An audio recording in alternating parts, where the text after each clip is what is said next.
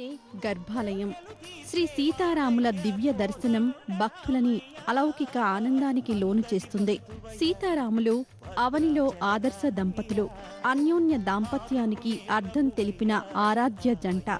యుగాలు మారినా పూజింపబడుతున్న సీతారాములని దర్శించినా, కళ్యాణ వైభవాన్ని తిలకించినా, కనీసం తలంబ్రాల అక్షింతలు నెత్తిన వేసుకున్నా చాలు.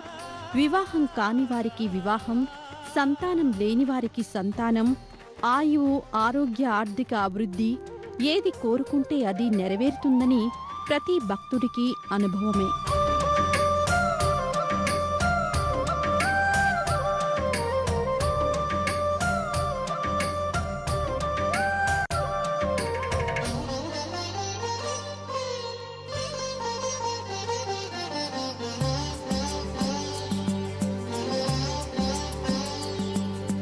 తెల్లవారితే చక్రవర్తి అయి రాజ్యమునేలే రామయ్య, తండ్రి మాటకై పదవిని బదలి అడవులకేగెనయా.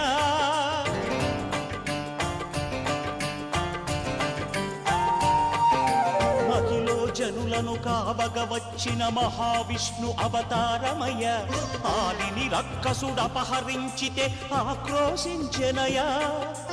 అసురుని త్రుంచి అమ్మను తెచ్చి అగ్ని పరీక్ష విధించెనయా.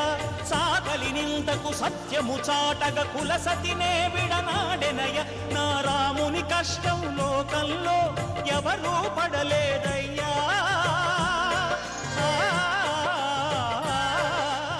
రామ్టెక్ స్థలం చారిత్రక నేపథ్యం, పురాణ ఐతిహ్యం సంతరించుకున్నది. మహాకవి కాళిదాసు ఇక్కడి కొండలపైనే మేఘ సందేశం రచించాడట.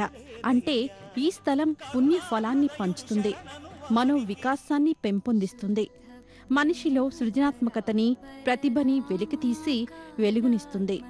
ఒక్క మాటలో చెప్పాలంటే సందర్శకుడికి పరిపూర్ణ ఫలాన్నిస్తుంది.